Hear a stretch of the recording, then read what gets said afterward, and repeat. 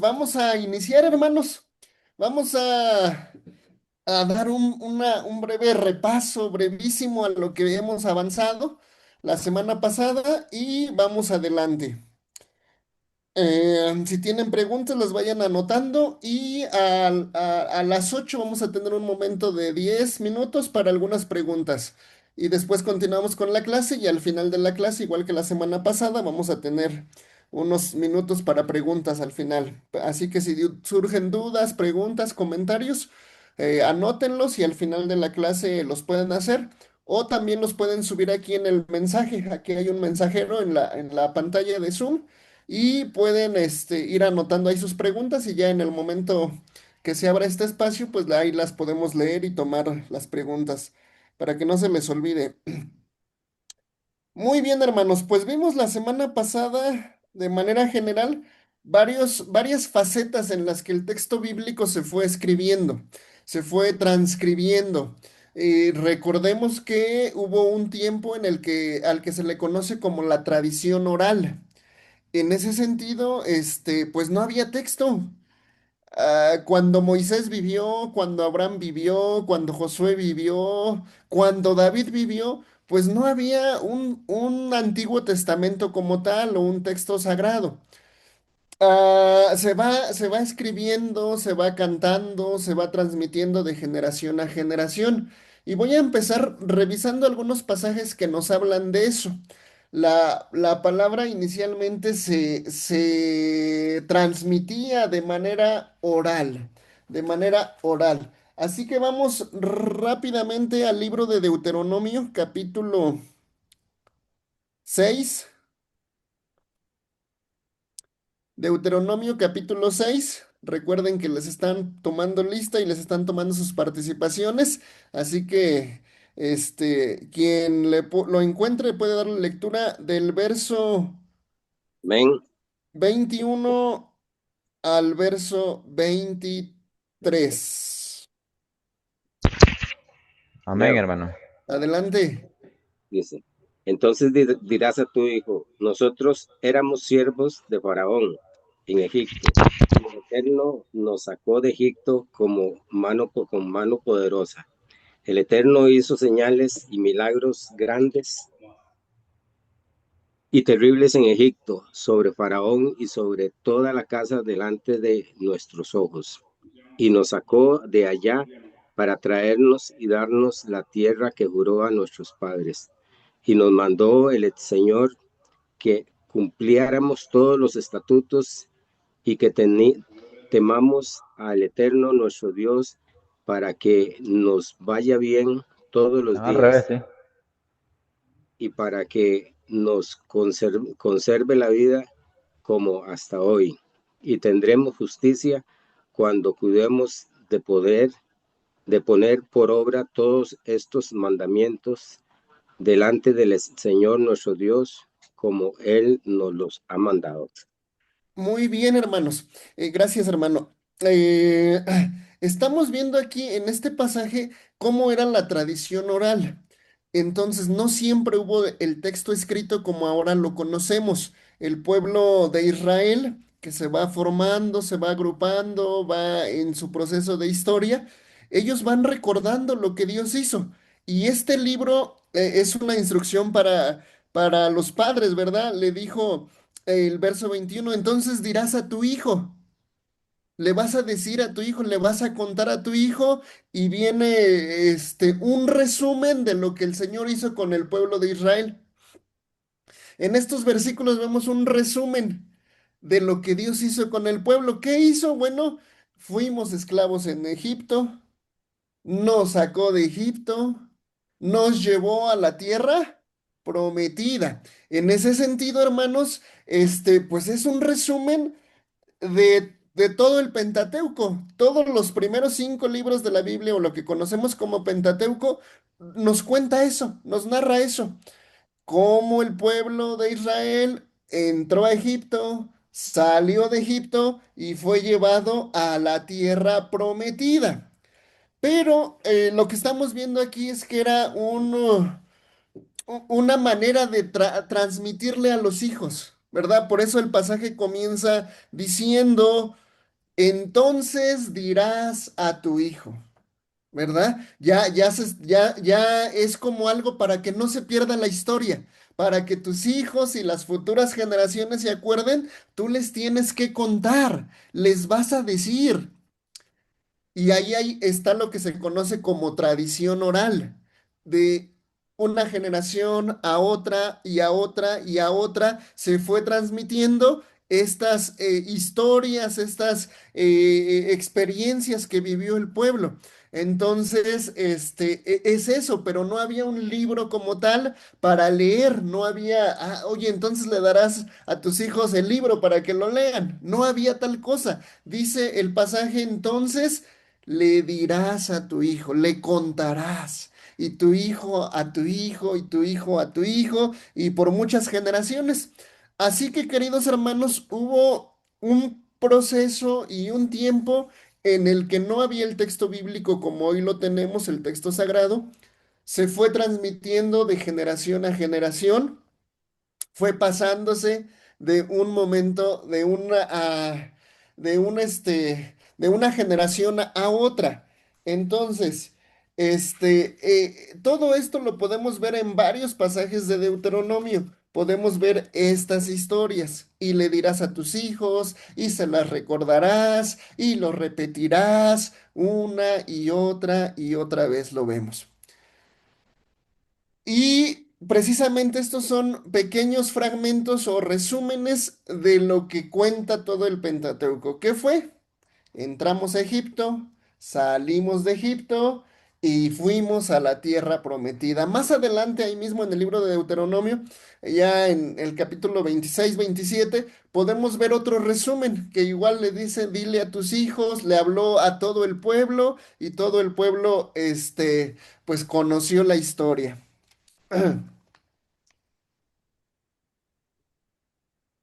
Muy bien.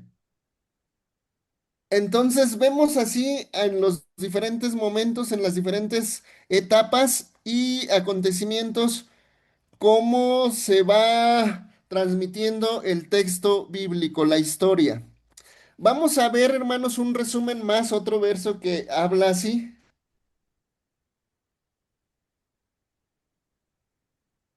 El Josué, libro de Josué,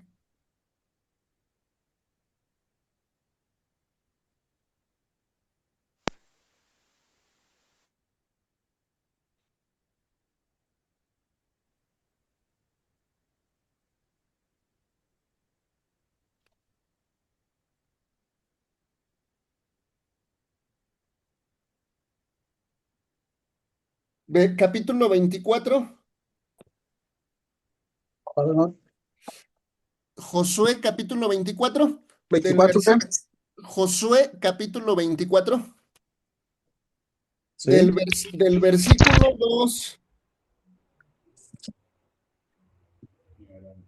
al versículo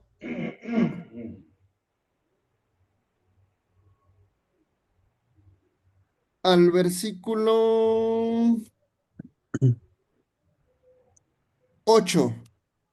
Del Alguien que me pueda 24, dar 2 lectura. al 8. Sí, De amén. Josué, Sí. por Dice favor. así. Y todo el pueblo. Así dice Jehová, Dios de Israel, vuestros padres habitaron antiguamente al otro lado del río. Esto es Tare, padre de Abraham y de Nacor, y servían a dioses extraños. El 13.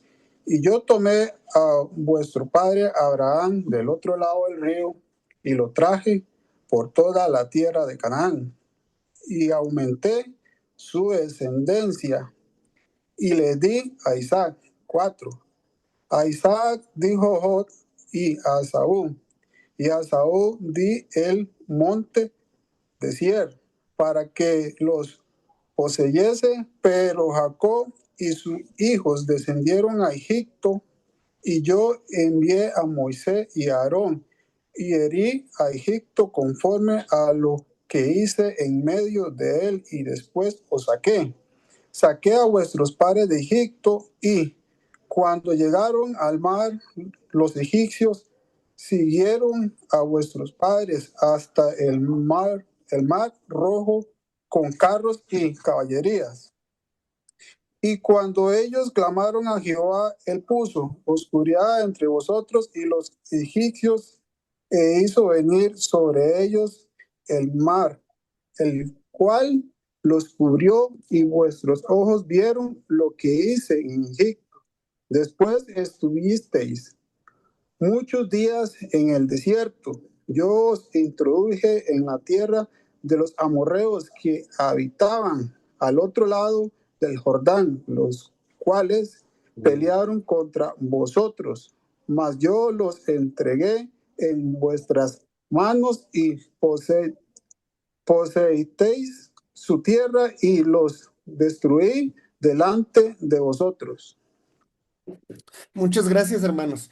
En este pasaje, ya de manera más amplia, al igual que en Deuteronomio, se vuelve a recordar, ¿verdad? Otra vez dice que Josué había reunido al pueblo y Josué les está diciendo a todo el pueblo. No les está dando un texto escrito, no les dijo lean, no, no, no, Josué les está contando al pueblo. Entonces, hermanos, vemos con claridad cómo la tradición oral es real, es verídica, y así pasó en los primeros momentos del pueblo y en la composición de lo que hoy conocemos como texto bíblico, texto sagrado. Primero fue algo que se fue repitiendo. Fueron historias, fueron momentos en los que el pueblo veía la mano de Dios y primero lo recordaban repitiendo las palabras una y otra vez. Creo que les decía la semana pasada que el Shema Israel, oye Israel, Jehová nuestro Dios, Jehová uno es, amarás a Dios con todo tu corazón, con toda tu mente y con todas tus fuerzas, termina diciendo al final, y estas palabras que yo te mando hoy, se las repetirás a tus hijos y a los hijos de tus hijos. Es decir, hay una tradición oral, se va transmitiendo el mensaje, las enseñanzas, los mandamientos a través de la repetición de una generación a otra. Y aquí en este libro de Josué vemos cómo Josué reúne a todo el pueblo. Ahora no le está diciendo a su hijo, ahora no le está diciendo a su familia, le está diciendo como líder a todo el pueblo, ¿verdad? Recuerden estas palabras, recuerden cómo estuvimos en Egipto, cómo Dios nos sacó, cómo los egipcios nos persiguieron, pero cómo Dios nos introdujo, dice el verso 8, a la tierra, ¿verdad? Que en la que estaban ahí, la que Dios entregó, y poseyeron esa tierra. Y este mensaje que vimos resumidamente en Deuteronomio, que aquí en Josué se ve más amplio, pues es un resumen de lo que nos cuenta el libro de Éxodo, de Deuteronomio. O sea, estos primeros 5 libros nos están contando la historia de lo que pasó en Egipto. Pero tengamos presente que esa historia se fue transmitiendo de manera oral, de generación a generación. No había escritura cuando vivió Abraham. No había escritura, entonces pues no hay manera. ¿Qué es lo primero que hay, hermanos, en cuanto a escritura? En cuanto a escritura, tenemos varios procesos en el momento de escribir, de ir formando un alfabeto, una manera de escribir, ¿no? Que simbolice lo que decimos. Y el proceso es que primero, hermanos, había jeroglíficos. Ustedes han escuchado hablar. Hay jeroglíficos en Egipto, en Mesopotamia. En nuestras culturas de aquí de Latinoamérica hay jeroglíficos mayas, jeroglíficos de diferentes culturas, ¿verdad? Hay jeroglíficos. ¿Qué es un jeroglífico, hermanos? Eran, los jeroglíficos no eran letras, los jeroglíficos eran imágenes. Entonces esas imágenes o dibujos que se ven de repente en las pinturas rupestres, ¿verdad? En las cuevas de diferentes partes del mundo, vemos que hay jeroglíficos, es decir, hay imágenes. Y a lo mejor hay una cabeza de toro, y a lo mejor hay una pluma, y a lo mejor hay una espada, y a lo mejor, es decir, era la manera en la que se contaba la historia o guardaban esos momentos de historia. Eran los jeroglíficos. Ah, me dicen que se escucha muy bajito. Díganme si soy yo o es la computadora de la hermana, ahí para Se que la orienten. escucha bien, hermano, para nosotros Se sí. escucha Se muy escucha bien. muy bien. Perfecto, entonces ahí hermana o hermano, hermano, revise su teléfono y le puede subir o a su computadora desde donde esté conectado, súbale el volumen porque me comentan que se oye bien. Muy bien, después de que Hermano, existen... se le fue el audio. Hola, hola, hola. No, hermano Eleazar, es usted porque nosotros, yo lo escuché bien, al hermano Se Neftalí. oye bien, se oye muy bien. Bueno, Hola, puede hola, continuar y hola. se oye bastante bien. Revisen sus computadoras por ahí, por favor. Ah, de repente a lo mejor le pueden apagar el audio y pues no se escucha. Pero revisen, por favor, porque me comentan que se oye bien. Entonces, vamos a continuar. Si hay alguna, de repente algo que sea yo el que no tengo audio o se me vaya la luz, el internet, pues bueno, ya no podré comunicarme, pero de momento vamos bien. Y bueno, yo quiero decirles que después de los jeroglíficos, hermanos, entonces se pasa a lo que se conoce como los primeros tipos de escritura. Y los primeros tipos de escritura se conoce como escritura cuneiforme. Empiezan ya los simbolitos, las imágenes a tener una forma, ¿va? Y también, hermanos, después de la escritura cuneiforme, empieza a ver ya lo que se conoce como los idiomas, las lenguas. Pero recuerden que las lenguas semitas, o cuando escuchen las lenguas semitas se refieren a las lenguas que hablaban en Medio Oriente. La semana pasada vimos un mapita en donde el texto bíblico surge de Medio Oriente, en esos países, ¿verdad? De Medio Oriente. Y la cultura semita es toda esa cultura, toda esa zona geográfica. Allí hay varios idiomas que se van perfeccionando. El idioma acadio, el idioma sumerio, son idiomas que se hablan en la región de Mesopotamia y zonas aledañas. Entonces, poco a poco se va gestando la escritura, gestando los primeros maneras de transmitir lo que se decía de manera oral, pues ahora se pone por escrito. Y entonces tenemos, hermanos, que después de la escritura cuneiforme, tenemos lo que se conoce como idiomas eh, previos a lo que se conoce después como los idiomas hebreos, arameo y todo. Antes de eso, hermanos, los idiomas eran paleohebreo, por ejemplo. Es decir, antes del hebreo hubo un texto que empezaban ahí las letras, las formas a ir tomando sentido y poco a poco se fue haciendo pues el texto. Entonces hay un paleohebreo. Entonces, el, eh, el paleohebreo, pues es un hebreo muy antiguo, muy primitivo y poco a poco va tomando forma. Después ya surge lo que conocemos ya como el lenguaje hebreo. Y el hebreo, hermanos, les decía, es una escritura consonántica. ¿Qué significa consonántica?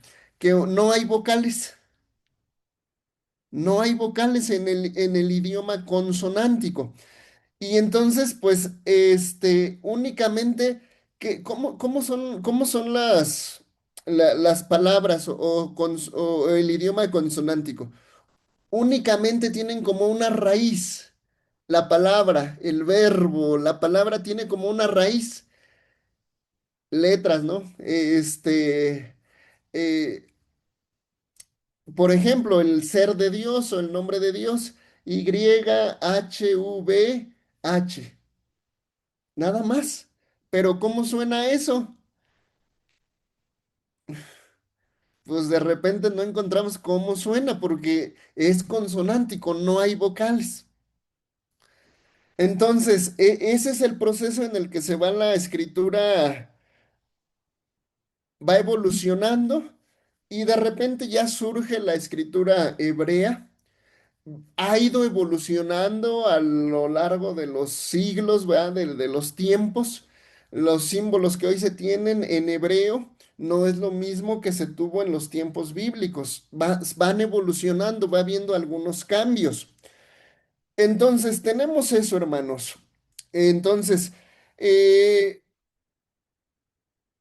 ¿qué?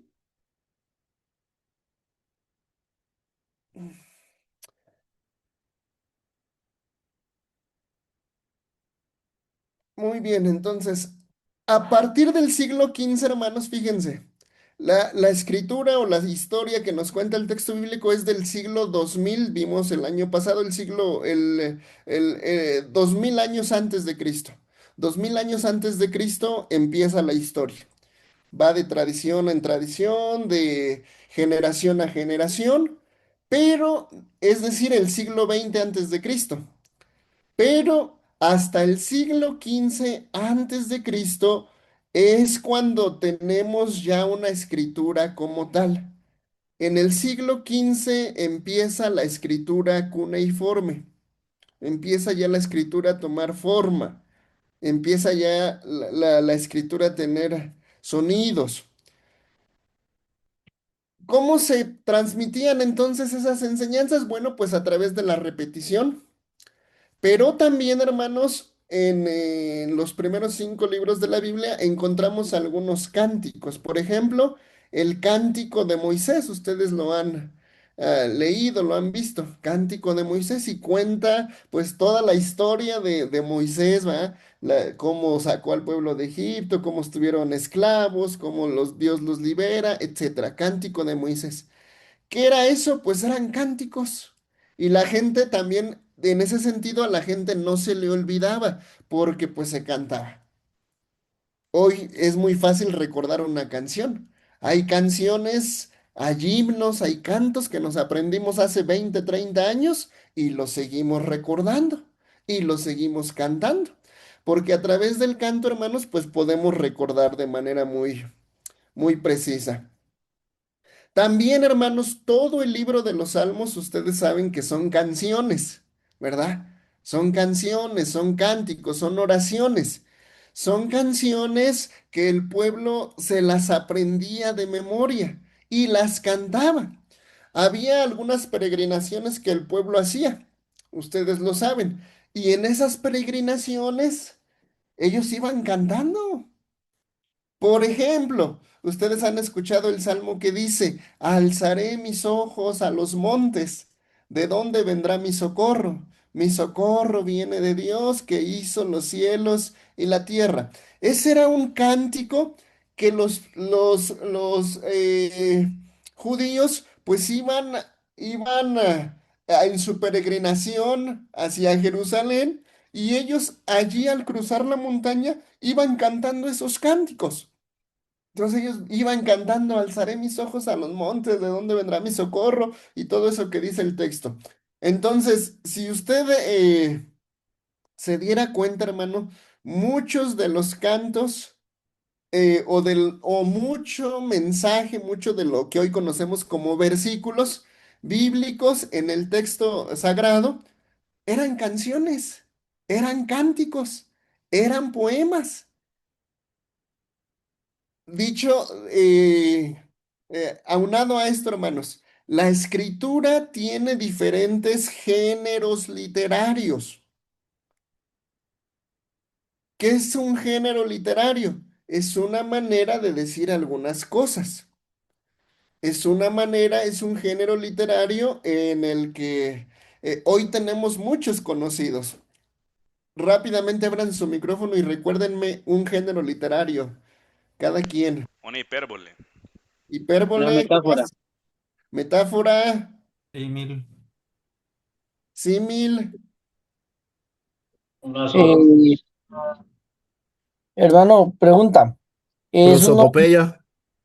epopeya, muy bien. ¿Esos son géneros Sinagoga. literarios o es otra cosa? Tiene otro nombre, me parece. Géneros literarios. Ah, ok, entonces Se sí le estoy conoce confundiendo. géneros literarios. Todo lo que dijeron, poesía, Poesía, esa misma. mitos, leyendas, Sí, por eso me Apocalíptica, pregunta, porque tradiciones. apocalíptica es creo, un género literario, creo Literatura, que hermano. literarios, evangelios es otro género literario. Todos estos, gracias hermanos, todos estos son géneros literarios y ¿qué creen? La Biblia está llena también de muchos géneros literarios. A veces nosotros cuando leemos el texto bíblico en la iglesia, pensamos que solo es como una narrativa, una narración en el que se nos va contando la historia de la A a la Z, de principio a fin, como que es una narración, ¿verdad? Y a veces cometemos el error de decir, así fue, así pasó, así dice el texto bíblico. Sí, así lo dice, pero hay que revisar y tener bien los lentes puestos para saber qué tipo de género literario es. Por ejemplo, el libro de los Salmos son canciones, son oraciones, poemas. El libro de Eclesiastés, ¿qué género literario será el libro de Eclesiastés? ¿Ustedes lo han leído?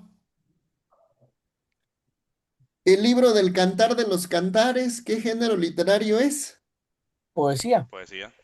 Definitivamente, no hay duda, ¿verdad? El libro de Cantar de los Cantares es poesía. Hermano, Y si fuéramos más a fondo, hermanos, y si fuéramos más a fondo, es un poema amoroso. El Cantar de los Cantares, ustedes lo saben.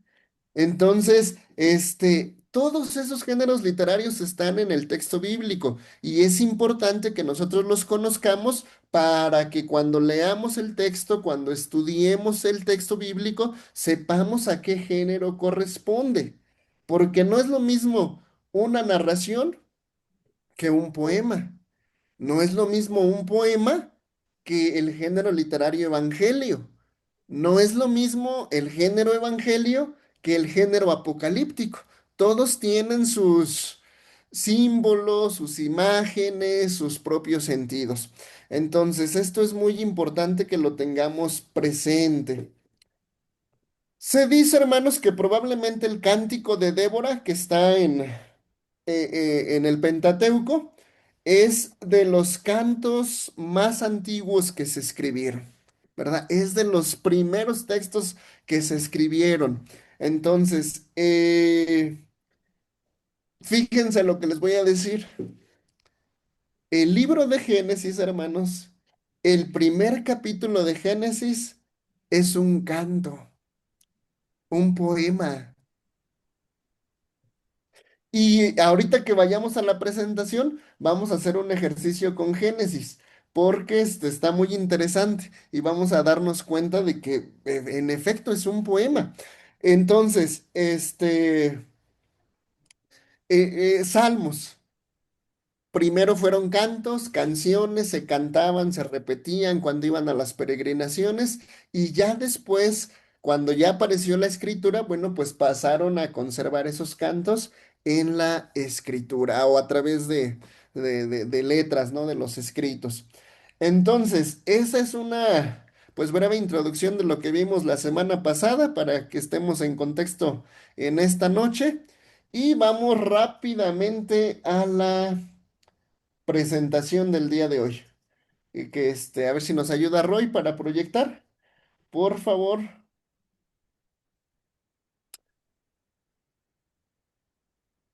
Muy bien, hermanos. Antes de entrar en esa materia, les iba a compartir una frase de un autor que me gustó mucho. Estamos viendo la Biblia, estamos viendo el texto bíblico. La Biblia, hermanos, dijimos entonces, y esto nos debe de quedar claro a todos, la Biblia es la palabra de Dios. ¿Cierto? La Biblia es la palabra de Dios, pero está expresada en palabras humanas. Está expresada en palabras que el ser humano entiende. De otra manera, pues no entenderíamos. Entonces, la Biblia es la palabra de Dios en palabras del hombre, en palabras humanas. Muy bien, vamos a la presentación. Nos quedamos en la lámina número 21. Número 21 más adelantito. Vimos todo eso. Adelante. Ahí detente un poquito antes. En la anterior, en esa. Ahí. No, en la anterior, esa. Que estamos viendo inspiración, hermanos, y me detuve ahí porque más adelantito vamos a retomar esto de la inspiración. Y dice esta lámina, los libros sagrados de la Biblia son para nosotros palabra de Dios, ¿cierto? Para nosotros no debe de haber duda. El texto bíblico, el texto sagrado, es palabra de Dios en lenguaje humano, en el lenguaje que el humano puede entender. Y esa palabra de Dios en lenguaje humano ofrece al hombre la verdad sin error. Pero esa verdad, ¿para qué? Esa verdad es sin error y esa verdad guía al humano, al ser humano, hacia la salvación.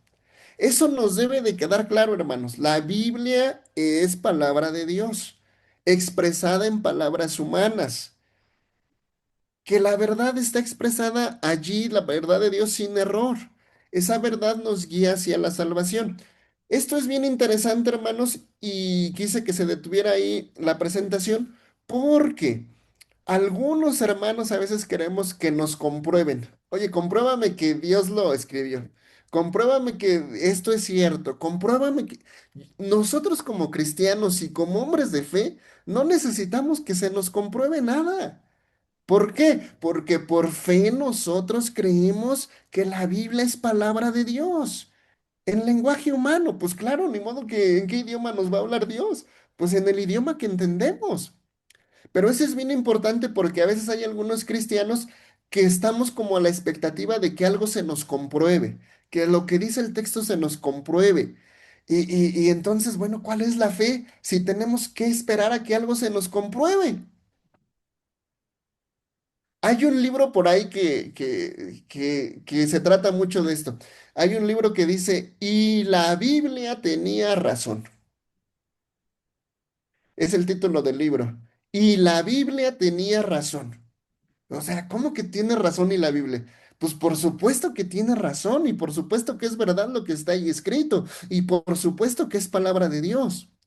Pero a veces algunos cristianos estamos pensando en como que descubrir para que se compruebe, para que se afirme que esto es verdad, para que se confirme que de veras existió el arca y estamos hasta ahí. Ya apareció el arca, ya apareció la tumba, ya apareció, ya apareció, ya apareció. Y este libro que les digo, que dice, y la Biblia tenía razón, trata de hechos históricos y geográficos y dice que algunos pues investigadores han descubierto que en efecto hubo una barca, que en efecto el mar se abrió, que en efecto, y dice, y entonces la Biblia tenía razón.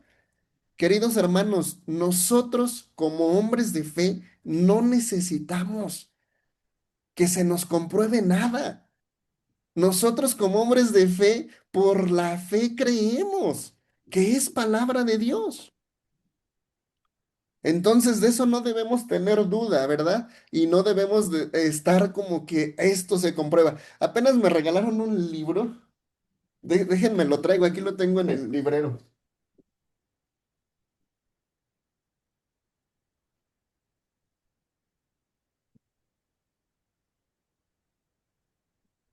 A ver si alcanzan a ver el título.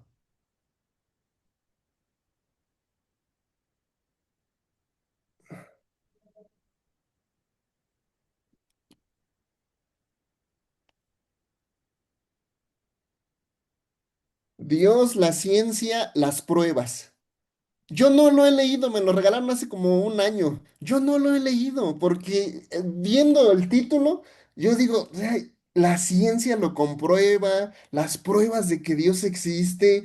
Yo no necesito que se me compruebe que Dios existe. Yo sé que Dios existe y que es real. No necesito, pero algunos cristianos a veces estamos tras que se me compruebe, que se verifique, que se me diga si es cierto, y entonces ahí tenemos un problema, porque si Dios se pudiera comprobar, hermanos, ¿qué Dios sería?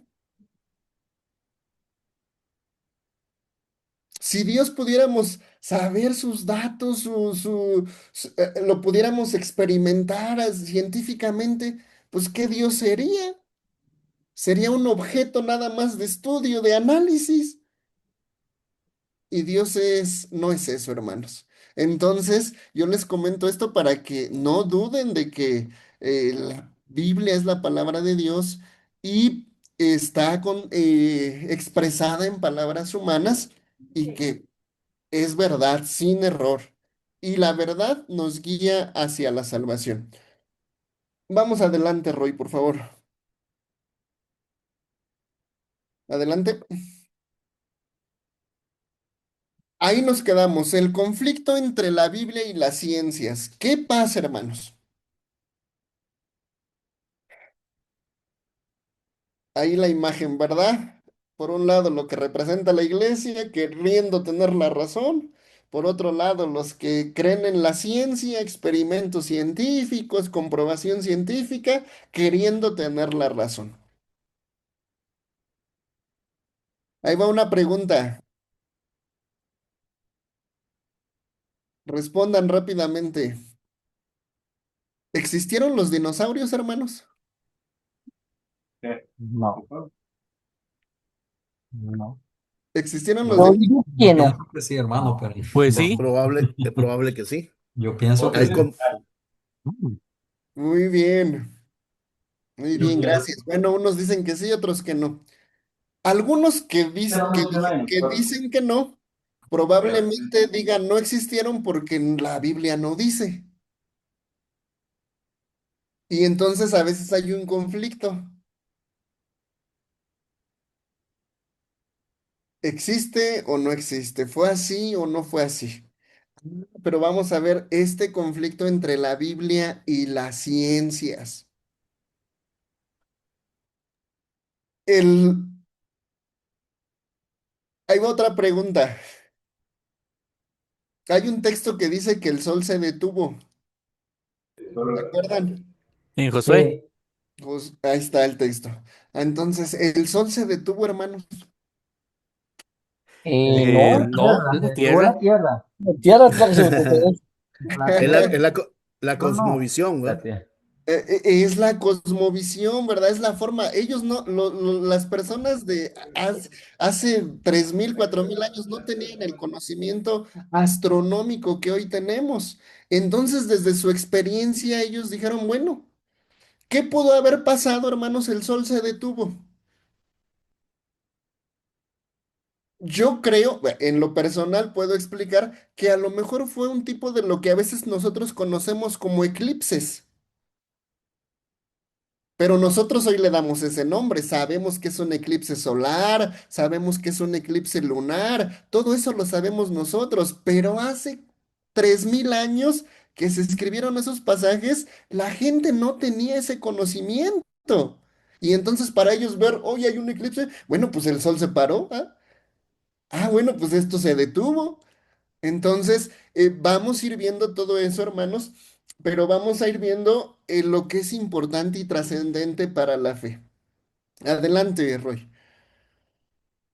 Biblia contra ciencia. ¿Cómo se creó el universo? ¿Por la teoría de la gran explosión o por la palabra de Dios? Por la palabra de La Dios. palabra, hermano. Eso lo creemos nosotros por fe.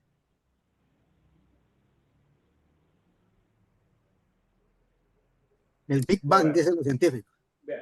Ajá, exactamente. La teoría del Big Bang es la teoría científica. ¿Qué fue evolución? ¿La teoría de la evolución o la teoría de la creación? De la creación de Dios. Nosotros creemos eso porque somos hombres de fe. Hermano, hay Y hay, una, y hay evolucionistas y hay creacionistas. hermano, hay una creencia que se dice que, ¿cómo se llama?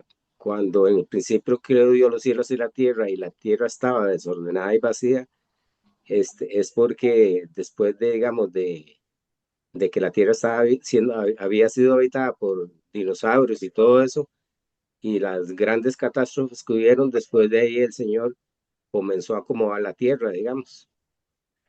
Gracias, hermano. Muy bien, vamos a entender, ¿cómo entender esto? Vamos a un ejemplo, hermanos. Siguiente lámina. Vamos a ver, vayan buscando Génesis capítulo 1 en sus Biblias. Génesis capítulo 1. Un hermano que lea del verso 1 al verso 5 de los que no hayan participado para que todos tengan oportunidad de participar y todos vayan Lo leo, hermano. ganándose su porcentaje de sus participaciones. Génesis 1, 1 al 5 dice, Por favor. Dios en el principio creó los cielos y la tierra. La tierra estaba desordenada y vacía, las tinieblas cubrían la faz del abismo y el Espíritu de Dios se movía sobre la superficie de las aguas. Y dijo Dios, que haya luz, y hubo luz. Y vio Dios que la luz era buena, y separó Dios la luz de las tinieblas. A la luz Dios la llamó día, y a las tinieblas las llamó noche. Cayó la tarde y la mañana, y ese fue el día primero. ¿Qué creó Dios ahí en el primer día, hermanos? Los Díganme, ¿qué, cielos y qué la tierra. creó? ¿Cielos y la tierra? ¿Qué más? La luz. La Luz y luz tinieblas. y tinieblas, día y noche. Ujú. ¿Ok? Pero todavía no existía la, eh, la, la luna y el sol. Y entonces, ¿cómo había luz, hermano? Si no hay Mm, sol. Por las estrellas, me imagino, parte. Si no había sol, tampoco estrellas. El sol es una estrella. ¿Cómo le hacemos ahí? Ahora vayan al capítulo 1, verso 14 al 19, por favor. ¿Alguien más? Yo diría que simplemente es el poder de Dios. Dios no Ah, necesita que haya algo que dé, sino bueno, algo que justificar. esa es una apreciación personal de nuestro hermano, pero vamos a ver lo que dice el verso 14 al 19. ¿Lo leo, hermano? Dijo, 14, Por 19, favor, hermano. del 14 al 19. dijo luego Dios, haya lumbreras en la expansión de los cielos para separar el día de la noche y sirvan de señales para las estaciones y para días y años. Al 19, Y hasta el sean, 19. y sean por lumbreras en la expansión de los cielos para alumbrar sobre la tierra, y fue así. E hizo Dios las dos grandes lumbreras, la lumbrera mayor para que señorease en el día y la lumbrera menor para que señorease en la noche. Hizo también las estrellas y las puso Dios en la expansión de los cielos para alumbrar sobre la tierra y para señorear en el día y en la noche y para separar la luz de las tinieblas. Y vio Dios que era bueno y fue la tarde y la mañana el día cuarto. 19. Gracias, gracias, hermano. ¿Cuál es el problema aquí, hermanos? Ah, que en los primeros 5 versículos dice, fue la noche y fue el primer día, o sea, ya había día. Pero ¿cómo explicamos que hasta el verso 14 al 19 apenas se crea la luz del sol? Entonces antes, ¿cómo era el día? Quiero que reflexionen en esto, hermanos. No es para que, digamos que la Biblia está mal, ¿no? Yo hace ratito les expliqué, la Biblia es verdad, la Biblia es palabra de Dios. Pero nosotros como predicadores, como pastores, como obreros de la iglesia, tenemos que conocer el texto bíblico. No podemos a la ligera nada más decir así fue. No, decía nuestro hermano hace ratito, bueno, a las estrellas había. Ahorita en el segundo apartado de versículos apenas dice que ahí se crearon las estrellas, ¿verdad? Entonces, pues de alguna manera se descarta que las estrellas estuvieran en el primer día. Entonces, ¿cómo es que era ya un día y una noche? Ah, ¿por qué, hermanos? ¿Cómo se resuelve esto? Pues ya se los dije hace rato. El primer capítulo de Génesis es un poema. Y el poema trata de explicar, ¿verdad? Y por eso se repite. Ah, bueno, parece que o se repite o se va confirmando, se va ampliando la información, ¿verdad? Es un poema. Entonces, a estas alturas, quizá algunos de ustedes pueden estar pensando, es que la Biblia se equivocó entonces. O puede surgir la pregunta, es que hay un error aquí en la Biblia, ¿no? Hermano, Siguiente lámina. hermano, Adelante. bueno, opinión mía, Sí, ahí considero que dice que todas las cosas fueran hechas por nuestro Señor Jesucristo y él era la luz, sí. ¿verdad? Entonces, considero que desde el principio ahí estaba la luz. Y si ya estaba la luz, está bien el argumento, hermano Marvin, pero si ya estaba la luz y ya se veía, ¿para qué después se crea el sol? Si ya estaba No, la luz. no, porque, ¿cómo se llama? Estamos, porque dice usted, tal vez el poema era para Cristo. Eva, entonces ya van surgiendo ideas. Ah, bueno, es que se trata de un poema. Ah, es que a lo mejor se refiere a Cristo. Mira, eso es bien interesante. O sea, a lo mejor la luz simbolizaba en el poema a Cristo, que él existía, dice el Evangelio de Juan desde el principio, ¿verdad? Y también el Evangelio dice, y los hombres vieron, ¿cómo dice el pasaje? Y fue la luz de los hombres, ¿no? Jesús. Jesús fue la luz de los hombres. Entonces, para esto nos ayudan estas clases, hermanos, para enriquecer, para profundizar, para analizar, para pensar la fe. Y tenemos que tener eso, tenemos que tener inteligencia de la fe. Tenemos que pensar nuestra fe.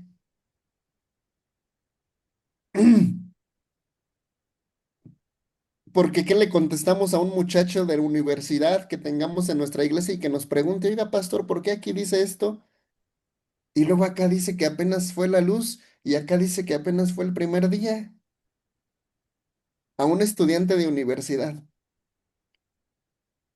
¿cómo le damos una respuesta convincente, no a la ligera? Entonces, pues tenemos que seguir estudiando, seguir profundizando y ver. Y surge la pregunta, ¿la Biblia se equivocó? Y vamos a ver las siguientes láminas. Adelante.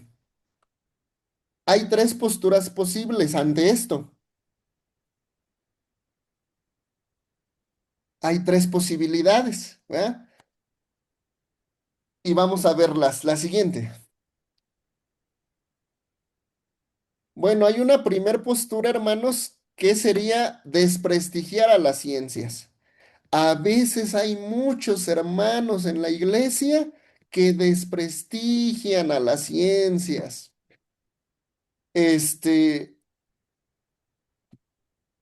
que no las toman en cuenta, que dicen, no, la ciencia no tiene la razón, no, la Biblia nada más, no, las teorías científicas no les hacemos caso. Acaba de pasar una pandemia, ¿va? El COVID-19. Hubo hermanos que dicen, no, es que eso no, pues no es de Dios, no me voy a vacunar. Ay, porque pues es que eso no, es que no sé qué nos estarán inyectando, es que no sé, en fin, ¿no? Y muchas teorías conspiracionistas. Es que es para que la humanidad se acabe y para que haya muchos muertitos y disminuya. Y de repente haya muchos cristianos que desprestigian a las ciencias y afirman que una hipótesis científica no es una verdad indiscutible, que en caso de duda la palabra de Dios lleva razón. Es cierto que las ciencias tienen mucho camino que avanzar y que toda hipótesis científica está sometida a revisiones continuas. Pero no podemos negar que la ciencia contiene afirmaciones que son veraces y que no las podemos negar. Quiero decirles algo, hermanos, y Dios permita que lo vayamos aprendiendo, comprendiendo. La Biblia no está peleada con la ciencia.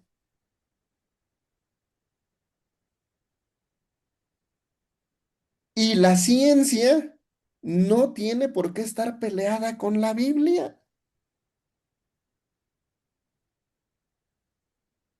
La Biblia no está peleada con la ciencia.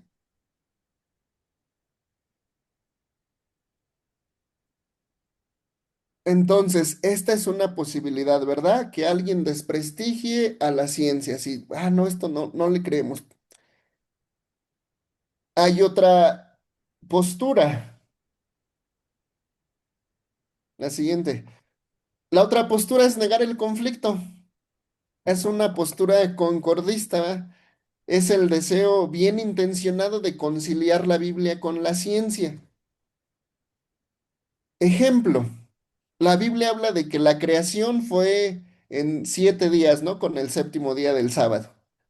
Eso dice el texto bíblico en el primer capítulo. Primer día, segundo día, fue la tarde y la mañana del cuarto día hasta el último día que Dios descansa. Algunos hermanos siguen creyendo que hubo 7 días. Y en el primer día se hizo esto, en el segundo esto, en el tercer esto, en el cuarto esto. Otros hermanos que de alguna manera no concilian lo que veíamos anterior, lo desprestigian las ciencias, dicen, no, así fue, así dice la Biblia y punto. Fueron 7 días de la creación. Otros con un poquito, quizá más de una posición más concordista, más buscar una conciliación. Otros dicen, bueno, más que 7 días, pues literales, ¿verdad? Más que 7 días literales de 24 horas. Algunos dicen, bueno, son 7 eras genealógicas, ¿ah? Y ya empiezan con las eras genealógicas. Entonces, no es adecuado este método tampoco, porque empobrece el mensaje teológico de la Biblia. Y aquí vamos a ir aprendiendo algo, hermanos. La Biblia no es un libro de ciencia, no es un libro científico. Entonces, no querramos, dice un maestro de interpretación bíblica, que cuando nosotros vamos al texto bíblico, tenemos que usar varios elementos. Uno de ellos son los lentes.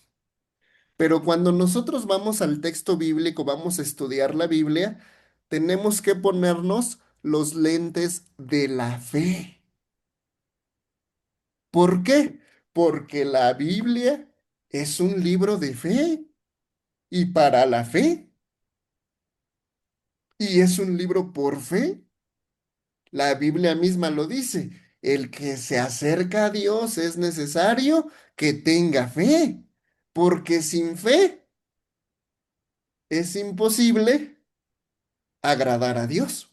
Entonces, cada que nosotros vayamos a estudiar el texto bíblico, analizarlo, tenemos que ponernos los lentes de la fe. Y ese es el error que a veces cometemos algunos de que vamos con otros lentes. Como voy a la universidad y ahí en la universidad, por ejemplo, pues se usa el método científico y todo es comprobable. Y si no es comprobable, entonces es que no es cierto. Y si no es comprobable, entonces es que es falso para el científico. o para el método científico. Si algo no se comprueba, es que es falso. Y algunos a veces vamos al texto bíblico con los lentes científicos. Y entonces queremos encontrar que todo lo que dice la Biblia se pueda comprobar con el método científico. Y si no se comprueba, entonces ya dudamos. Y si no se comprueba, algunos pierden la fe. Y si no se comprueba, entonces este libro no es verdad. Muchos que son ateos porque van al texto bíblico con los lentes científicos. Y eso es un error, porque la Biblia no es un libro científico ni es un libro de ciencia. La Biblia es un libro de fe. Pero como el científico va con los lentes científicos, entonces dice, la Biblia está llena de errores. La Biblia aquí dice una cosa y aquí dice otra. La Biblia se contradice. La Biblia... ¿Por qué? Porque van con los lentes científicos. Pero el asunto es que a veces los cristianos también nos queremos ver el texto bíblico con los lentes científicos. Y es un error tremendo porque la Biblia no es un libro científico. La Biblia es un libro de fe para fortalecer la fe, para caminar con Dios. Y entonces la Biblia no usa el método científico, la Biblia usa otros elementos, que es válido también. El método científico no es el único método que hay para entender la vida en esta tierra. Muy bien, vamos a la tercera postura. La tercera postura, hermanos, es que la primera postura nos dice rechazar a las ciencias, desprestigiarlas. No, la Biblia tiene razón, como este libro que les decía, y la Biblia tenía razón. No, ya lo comprobó la ciencia, lo comprobó la arqueología, que sí Jesús vivió allí, que sí estuvo caminando acá, que sí está su tumba acá. Y bueno, unos dicen, y la Biblia tenía razón. Y lo comprueban con los métodos científicos o históricos. Entonces, una posibilidad es desprestigiar a la ciencia. La ciencia no tiene razón, la Biblia tiene razón y lo comprobamos con el libro y la Biblia tenía razón. Hay otro punto que es el segundo, negar el conflicto. No, no hay conflicto. Nos ponemos de acuerdo y no pasa nada. 7 días de la semana, bueno, son 7 eras geológicas. En fin, vamos ahí como conciliando a fuerza la ciencia con la fe. Y la tercera postura, hermanos, es cada cosa en su lugar. La ciencia tiene su lugar. La Biblia es un libro religioso, un testimonio de fe. Su lenguaje es teológico, es decir, lo que Dios quiere tratar con el ser humano. Es un libro de fe, un lenguaje teológico. Por eso la importancia de estudiar cursos como este, Biblia, teología, en fin, todas las herramientas que se les van a dar a lo largo de este diplomado. La Biblia, ya se los decía, no es un libro científico. Su propósito no es transmitir afirmaciones científicas. Y entonces yo entiendo, bueno, cuando el texto dice que Sol, el pasaje, ¿no? Que dice Sol, detente en Gabaón y tú Luna en Ajalón, pues no, no es que se haya detenido, o sea, no es que haya parado, ¿no? No es un libro científico el texto. Su propósito no es transmitir afirmaciones científicas. Su propósito es fortalecer la fe. Su propósito es que el hombre camine con Dios. Su propósito es que el ser humano tenga vida y vida en plenitud. Muy bien, vamos adelante, hermanos. Vamos adelante para avanzarle otro poquito. Lumbrera mayor y lumbrera menor, que fue lo que leímos, ¿verdad? Ahí en Génesis. Bueno, ¿de qué se trata esto? Fíjense, una posible explicación, que esto lo conocemos cuando nos metemos a estudiar, a escudriñar las escrituras. ¿Cuál es la explicación de Génesis, hermanos? Ya estudiando de qué se trata este poema, esta historia de la creación, lumbrera mayor y lumbrera menor. En Babilonia, el dios del sol se llamaba Shamash y la diosa de la luna se llamaba Yarij.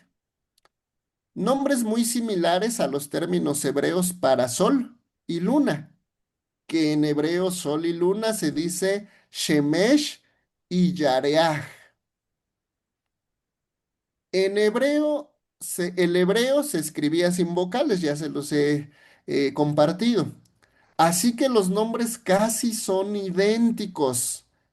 Sh, M, sh, I, Y, R, J.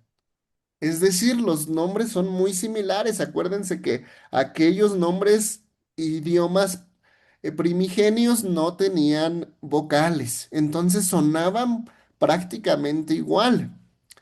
¿Qué está pensando? Ah, el autor bíblico piensa en eso y cuidadosamente evita el uso de las palabras Shemesh, sol, y Yareaj, luna, para evitar cualquier identificación con el dios sol de Babilonia, Shamash, y Yarig, la diosa de la luna de Babilonia. Al llamarlas lumbreras, está declarando que no existe ninguna conexión entre la luna y el sol con las divinidades babilónicas. Además, para el relato de Génesis, el sol y la luna no son dioses, ni tienen poder divino. El único poder es aquel que les da el Creador para servir a la tierra. Ah, y al conocer esto, hermanos, entonces ya nos hace sentido.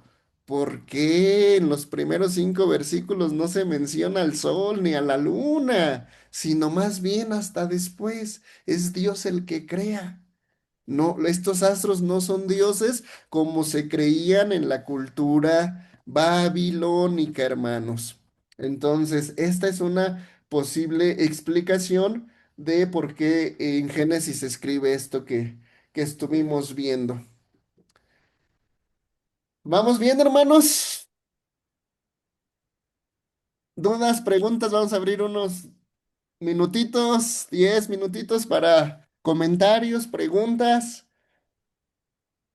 Quejas con el presidente del Ejecutivo de Costa Rica, nuestro hermano Hugo, él recibe todas las quejas. Bueno. Hermano Netalí, Sí, hermano.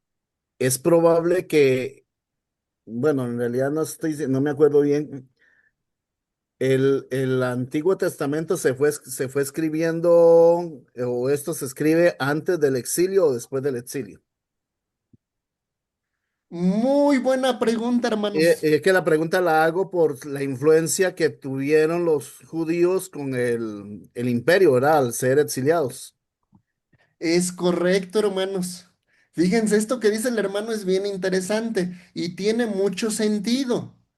¿Cuándo se escribieron estos textos bíblicos? ¿Antes del exilio, durante el exilio o después del exilio? Y lo que comentó nuestro hermano es muy cierto, tiene mucho sentido. Es probable que así como están los textos y con el argumento de nuestro hermano que compartió nuestro hermano Andrei, es probable que varios de estos textos, Deuteronomio, Éxodo, Levítico, el Pentateuco, es probable que se hayan escrito después del exilio. Cuando ellos son llevados cautivos al exilio, el imperio que dominaba era Babilonia, por supuesto. Y entonces los judíos pues ahí conocieron toda la cultura religiosa de Babilonia. Ahora, el primer pasaje que leímos hace ratito, hermanos, no sé si se acuerdan, creo que fue el segundo, que hablaba de Taré, Abraham y Taré, el padre. Y hubo una nota que no hice el comentario, pero ahorita está surgiendo y es válido. Ahí al final de ese versículo, cuando dice Taré, Abraham y Taré, el padre de Abraham, dice, y ellos adoraban, si no me equivoco, o creían en otros dioses, ¿se acuerdan? ¿Sí Otros dice así dioses. el pasaje o no? Que leyeron ahí en Josué, si no me equivoco. Hermano, allí también hay una teoría que, bueno, la gente dice, algunos dicen que también en lo que fue los sumerios, ¿verdad? Sí, Fueron base para escribir estas. sí. Josué, lo que leímos fue en el capítulo,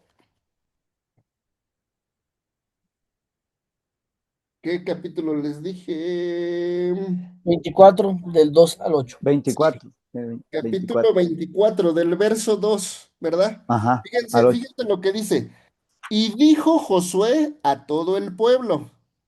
Así dice Jehová, Dios de Israel, vuestros padres habitaron antiguamente. Fíjense, ahí hay otra, una palabra. ¿Cuándo habitaron? ¿Cuando estaba diciéndoles eso Josué? No, habitaron antiguamente, es decir, hace años o siglos. Hace años habitaron antiguamente al otro lado del río.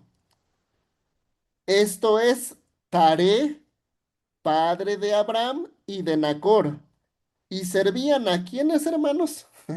A Dios es extraño. ¿A quién servía a Abraham y Taré, su padre? Si no me A dioses equivoco, extraños. sí, si no me equivoco, en la tierra de Ur, de los caldeos, adoraban mucho lo que es a la luna, la diosa luna. Sí, sí, sí, sí. Entonces, ellos, Abraham, hermanos, fíjense, esto es bien interesante. No se me pierdan. ¿Por qué? A Abraham se le considera el padre de la fe en tres grandes religiones. A Abraham se le considera el padre de la fe en el judaísmo, en el cristianismo y en el islamismo. Pero es bien interesante que al padre de la fe de los judíos, de los cristianos y de los islamistas, él dice este pasaje que acabamos de leer, que adoraba a otros dioses.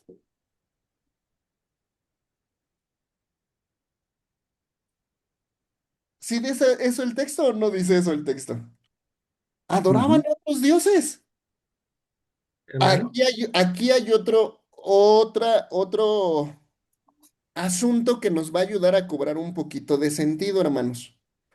este, Antes del judaísmo, todas las religiones eran politeístas. ¿Qué significa eso? Que adoraban a muchos dioses. El dios de la luna, el dios sol, el dios de la lluvia, el dios de la montaña, el dios de todo. Entonces, eran religiones politeístas. Cuando surge el judaísmo o el pueblo hebreo se va formando, porque recuerden que pues, a partir de Abraham van surgiendo este pueblo, entonces se van surgiendo las tribus, se va organizando, va surgiendo el pensamiento monoteísta. Y el pensamiento monoteísta, hermanos, es tener un solo Dios. Probablemente no solo Abraham, sino todos los de su pueblo adoraban a otros dioses como Abraham y Taré lo hacían. Pero, ¿qué es lo que pasa? Que incluso quedan los 10 mandamientos, Éxodo 20, Deuteronomio 5, donde están las 10 palabras o los 10 mandamientos. Hay un mandamiento y son de los primeros. No tendrás otros dioses delante de Delante. ti. ¿Por qué les manda que no tengan otros dioses? Pues porque el Porque los pueblo tenían. tenía otros dioses. ¿No? Hermano, no, Adelante. sé que no encuentro aquí todavía la parte de reacciones. Eh, es que interesante porque, bueno, a mí me gustaba mucho oír una vez que hablaba alguien de la importancia de reconocer que la Biblia responde a un contexto.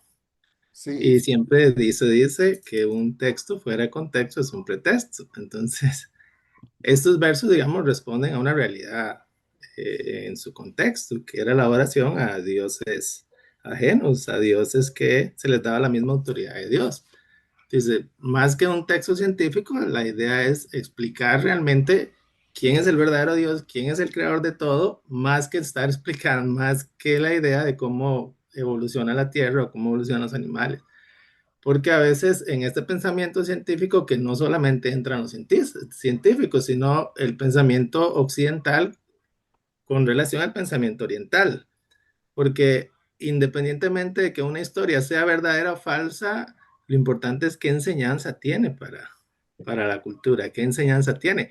Nosotros tenemos ese problema, que no tenemos ese pensamiento oriental. Entonces, ¿qué vamos a creer? Si no hay una comprobación de un hecho, simplemente no me sirve.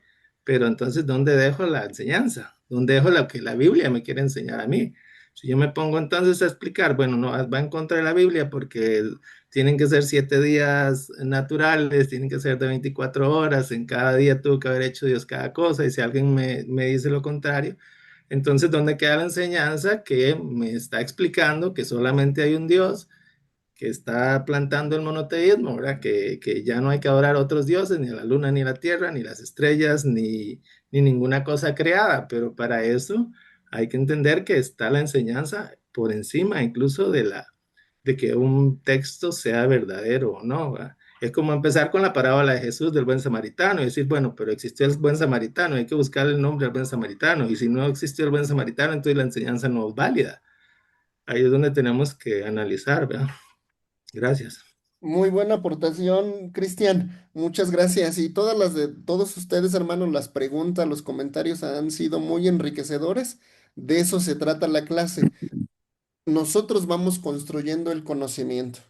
¿Va? Su servidor es un facilitador, facilita herramientas, material, conocimiento, pero entre todos se va construyendo el conocimiento. Por eso la participación de todos ustedes es muy importante. Comentarios o preguntas como las que han hecho, están en el punto, están en concordancia. De esto se trata, de ir enriqueciendo.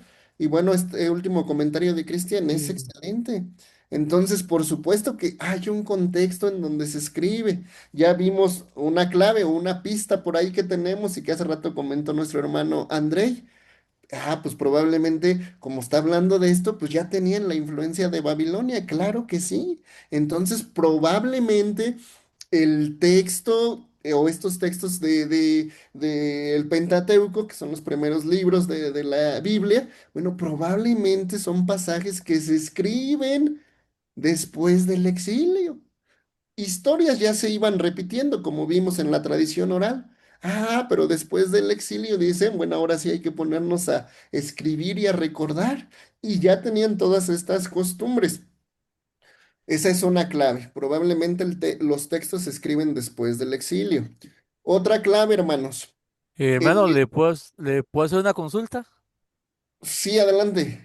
Es que vieras que me llama la atención que, que, que estamos hablando de que casi que todo se escribió en el exilio, pero tomando en cuenta lo que está en Reyes, en Segunda Reyes 22, con el rollo que encuentra el rey Josías en que estaba escrito, porque a mí me trae a consecuencia pues ese rollo que es sobre la ley y quién lo escribió. Sí, hermano José, muy buena pregunta. ¿Qué pasa, hermanos? En varios pasajes, incluido el que menciona nuestro hermano José, se dice en varias ocasiones, ¿va?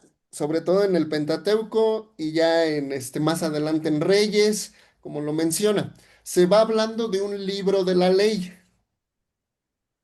¿verdad? En varios pasajes, lo que comenta José. Ah, bueno, se hace referencia a un libro de la ley. se hace referencia de que Josías encontró el libro de la ley y otra vez lo compartió al pueblo, ¿verdad? Y les dijo, ¿cómo se han olvidado de esto si aquí está este libro? Y entonces Josías, acuérdense que viene en el periodo histórico de Josías, viene un proceso o una etapa llamada la reforma, ¿verdad? La reforma de Josías, la gran reforma. Y entonces se encuentra ese libro de la ley y a partir de ahí hace su reforma otra vez, reorganiza todo y vamos para adelante. Y hay algo interesante con este asunto del libro de la ley.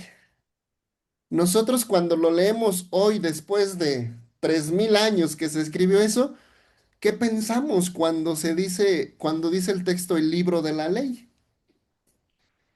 Muchos de nosotros podamos decir, ah, bueno, pues fue el Pentateuco, ¿no? Son las leyes de Moisés.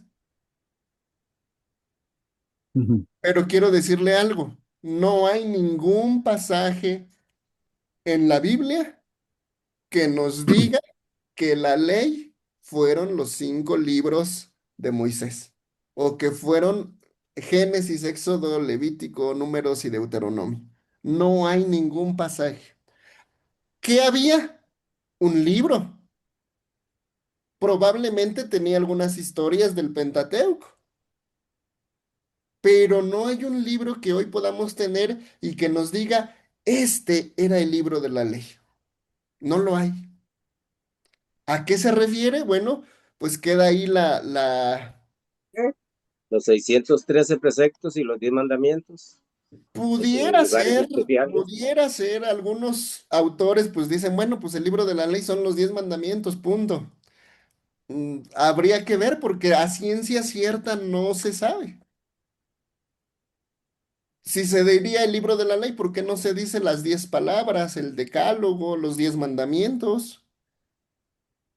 Dice el libro de la ley. Entonces, yo creo que como dice el libro, pues era un libro. ¿Ah? No era. Los 10 mandamientos caben a lo mejor en un pergamino, en un papiro. A lo mejor el texto diría el pergamino, el papiro. Pero no, dice el libro. Yo por eso creo que es mucho más que los 10 mandamientos. Pero tampoco la Biblia nos da elementos para afirmar que el libro de la ley, pues era Éxodo o Deuteronomio o los primeros 5 libros de Moisés. La Biblia no nos dice eso. Entonces, pues va más o menos en ese sentido por ahí, José Bonilla. Gracias, mi hermano. Muy bien. Gracias por sus preguntas, son muy enriquecedoras. Me siento de repente como en un examen de tesis, doctoral de tesis, en donde ustedes son mis sinodales. Muy bien, vamos a ir avanzando y vamos a ver otros problemas que de repente pudiera presentar o plantear la Biblia. Algunos problemas morales que plantea la Biblia. Y que de repente algún no creyente, algún ateo nos dice, bueno, es que la Biblia aquí dice esto y entonces ese no puede ser Dios. ¿Cómo permite esto? Vamos a ver a qué nos referimos con estos problemas morales. Hay algunas narraciones escandalosas. Por ejemplo, Abraham, que les decía, es el padre de la fe en 3 grandes religiones monoteístas. Eh, antes de pasar a eso, hermanos, creo que antes de les iba a decir ese comentario, pero luego participó José, ya no terminé. El comentario que les iba yo a hacer, hermanos, y con eso paso a lo siguiente, es que tenemos que tener presente también que cuando se está gestando el texto bíblico, el Antiguo Testamento, estas historias de la Biblia, para atrás había puras religiones politeístas, muchos dioses. A partir de incluso Abraham, ¿va? Y Taré, su padre, ya lo leímos, adoraban a otros dioses. Ah, pero el texto bíblico nos va llevando y estos relatos y textos nos van llevando a una práctica monoteísta, a la creencia en un solo Dios. Por eso Éxodo les decía, comienza el primer mandamiento, no tendrás dioses ajenos delante de mí. No te harás imagen de ninguna semejanza que esté arriba, abajo, etcétera. No te harás imagen. No las adorarás, no las honrarás, porque yo soy tu Dios, Jehová, etcétera. Jehová, hermanos, porque entra un aspecto que se conoce en la literatura que yo espero que en alguna materia la puedan ver. Ahorita nada más abro el paréntesis para mencionárselos. ¿Por qué se dice yo soy Jehová tu Dios? Ah, bueno, porque hay una cultura que se conoce como una corriente yavista, es decir, los que adoran a Yahvé. Y por eso, bueno, en las traducciones al español se dice Jehová, ¿ah?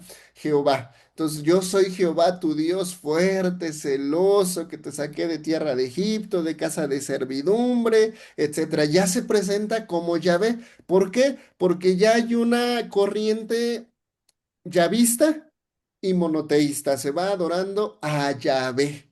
A Yahvé. Ya la idea es que el pueblo vaya creyendo en Yahvé. Yahvé. Entonces, en Jehová decimos en español. Entonces, hermanos, tenemos que tener presente el texto bíblico también a lo largo de la Biblia, los primeros 5 libros y los en delante, se va buscando la adoración, la creencia, la fe en un solo Dios, creador, que hizo los cielos, el universo, todo, un solo Dios. Ese es el contexto de esto, hermanos, para que siempre lo tengan presente también. Muy bien, vamos ahora sí a las narraciones escandalosas.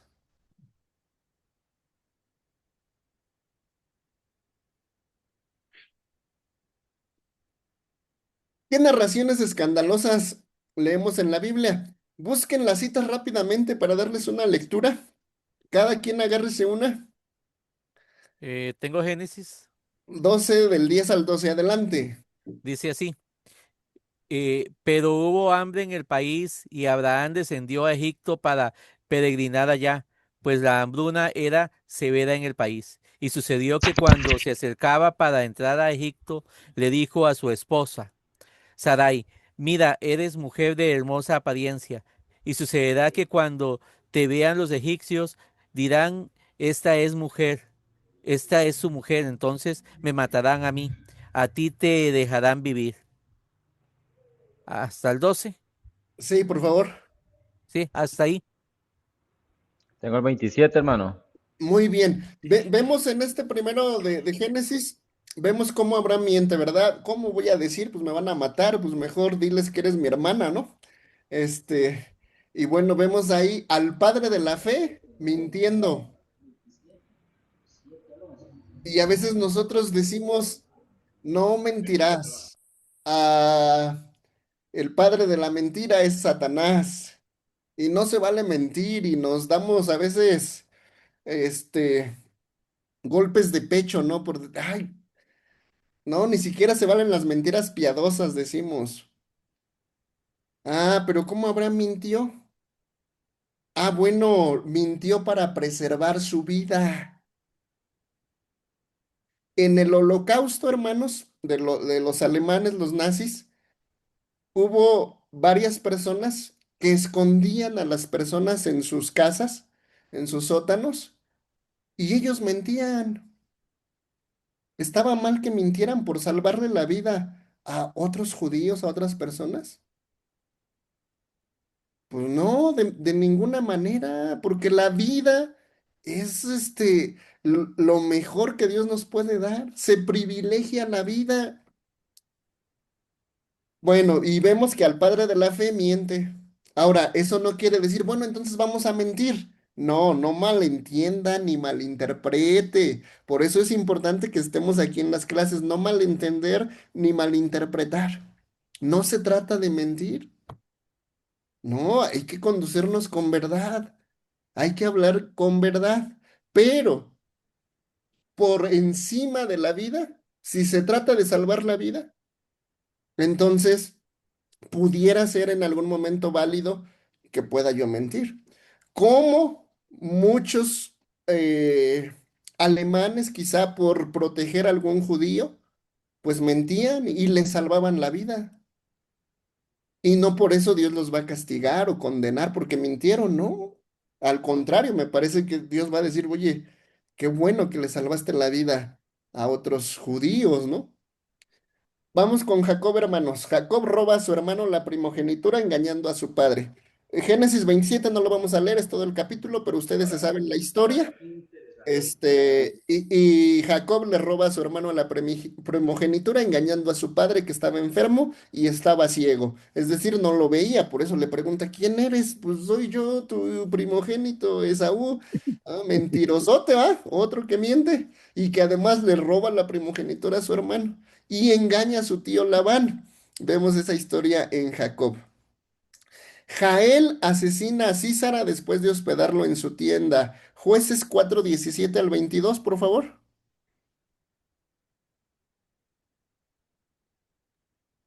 Dice, y Sísara huyó a pie a la tienda de Jael, mujer de Eber, Ceneo, porque había paz entre Javín, rey de Azor, y la casa de Eber, Ceneo. Y saliendo Jael a recibir a Sísara, le dijo, ven, señor mío, ven a mí, no tengas temor. Y él vino a ella a la tienda, y ella la cubrió con una manta, y él le dijo, te ruego que desde beber un poco de agua, pues tengo sed, y ella abrió un odre de leche y le dio de beber, y lo volvió a cubrir. Y él le dijo, estate a la puerta de la tienda, y si alguien viniera y te preguntara, diciendo, ¿hay aquí alguno? Tú responderás que no. Pero Jael, mujer de Eber, tomó una estaca de la tienda y poniendo un mazo en su mano, se le acercó calladamente y le metió la estaca por la sien y la enclavó en la tierra, pues él estaba cargado de sueño y cansado, y así murió. Y siguiendo Barak a Sisara, Jael salió a recibirlo y le dijo, ven y te mostraré al varón que tú buscas. Y él entró donde estaba, y aquí Sisara yacía muerto con la estaca por la sien. Vemos un asesinato, ¿verdad? Jael asesina a Sisara. Jefté mata a su hija como consecuencia de un voto. Miren, Jefté mata a su propia hija. Jueces 11, no lo vamos a leer porque es todo el capítulo y pues se nos iría todo el tiempo. David es cruel y mentiroso. Primera de Samuel 27 del 7 al 11. ¿Lo leo? Bravo. Sí, por favor. Dice, fue el número de los días que David habitó en la tierra de los filisteos 1 año y 4 meses. Ah, sí, estoy correcto. Y subió David con sus hombres y hacían incursiones contra los jesuitas, los jezritas y los amalecitas, porque estos habitaban de largo tiempo la tierra, desde como quien va a Sur hasta la tierra de Egipto. Y asolaba David el país y no dejaba con vida hombre ni mujer. Y se llevaba las ovejas, las vacas y los asnos, los camellos y las ropas y regresaba a Aquis. Y decía a Aquis, ¿dónde habéis merodeado hoy?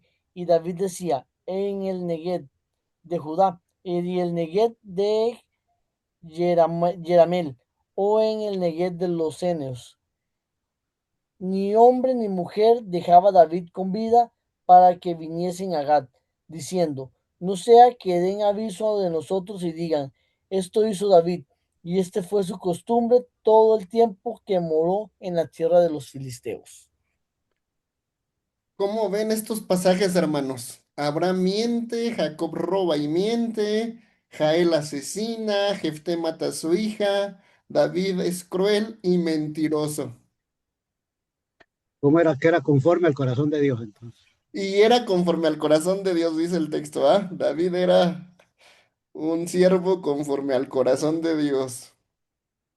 Hermano, pero también esa es una de las partes que nos dan fe en la escritura, porque no oculta errores humanos, ¿verdad? Si hubiese sido una narración completamente, si no hubiera inspiración de Dios de alguna manera, pues no se hubieran escrito esas cosas. Si no se hubiera Claro. escrito solamente el interés del autor, o bueno, sí, del escritor. Entonces ahí también vemos de alguna manera que Dios está ahí, ¿verdad? Dentro de esos textos. Gracias, así es, Cristian, y eso es muy Hermano, importante, hermanos. Cuando yo era niño, en la iglesia en la que asistía de niño, siempre los que oraban o el pastor que oraba, siempre decía, empezaba su oración, no sé si en Costa Rica tengan esta costumbre, pero acá en México en aquellos años se acostumbraba mucho. Todavía hay algunos, pero como que ya no tanto. Pero siempre la oración iniciaba Dios de Abraham, Dios de Isaac y Dios de Jacob. Así iniciaban su oración. Y entonces de repente uno como niño pensaba, bueno, pues son perfectos, ¿no? Abraham, Isaac, Jacob, los padres de la fe, los patriarcas. Pero cuando uno lee los textos bíblicos, aquí tenemos a dos, Abraham y Jacob. ¿Y qué creen? Pues eran humanos como nosotros, no eran perfectos, no eran sin errores, se equivocaron, cometieron errores, cometieron pecados gravísimos como los que vemos aquí. Y Dios aún así los usó. Y Dios y el texto bíblico los llama padres de la fe, patriarcas. David, un siervo conforme a mi corazón, pero lo vemos que tuvo un pasado tremendo y vivió tremendamente, además de lo que ustedes saben después con Betsabé y demás. Entonces, queridos hermanos, esa es la realidad de la humanidad. Y los héroes de la fe fueron seres humanos como usted y como yo. Y si ellos se equivocaron y Dios los usó, nosotros nos equivocamos, Dios nos puede usar. Dios nos usa, nos está usando así como somos, con todas nuestras historias y lo que tenemos. Vamos a avanzar una más para ver algunos oraciones, fíjense que reflejan odio o espíritu de venganza.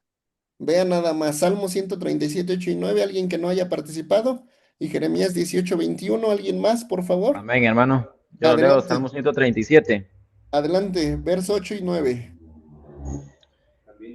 Dice su palabra, 8 y 9 dice, hija de Babilonia, la desolada, bienaventurada, el que te diere el pago de lo que tú nos hiciste. Dichoso el que tomare y estrellare tus niños contra la peña. Gracias, hermano. Adelante, Jeremías 18, 21. Sí, se lo leo, hermano. Por Dice favor. Jeremías 18, 21. Dice, por tanto, entrega a sus hijos y hijos a hambre, y hazlo derramar por medio de la espada, y queden sus mujeres sin hijos y viudas, y sus maridos sean puestos a muerte, y sus jóvenes heridos a cuchillo en la guerra. ¿Cómo ven esas oraciones? Ay, ay, ay, Se ay, escucha ¿verdad? como muy sangrienta, muy mala de parte de esa persona, diría uno, ¿verdad? ¿Verdad? Hermano, es que también recuerde que el pueblo de Israel se le dijo que tenía que destruir todas las naciones que estuvieran a su alrededor. Entonces, desde el principio, cuando entraron a la tierra prometida, esa era la orden. Entonces, muchos continuaron con con la idea de destruir esos pueblos. Muy bien. Pero ahí tenemos un problema, porque ¿quién es el que permite que se destruyan a otros pueblos? Ay, no Y el solo los mismo Dios. permite, los manda, ¿no? Acaben con todos los pueblos. O sea, qué Dios tenemos ahí? Entonces tenemos que saber y seguir reflexionando y seguir pensando, bueno, ¿cuál es el propósito? ¿Cuál es el mensaje teológico? ¿Qué se quiere enseñar? A qué nos quiere llevar esto? Entonces, pues es muy interesante, ¿no? Cómo en la palabra tenemos todo esto, pero también, pues, ¿qué mensajes hay detrás de todo esto? ¿Qué historias? Bueno, vemos esto. Eh, matar a los hijos, o sea, ¿qué Dios te pide que mates a los hijos, a los niños?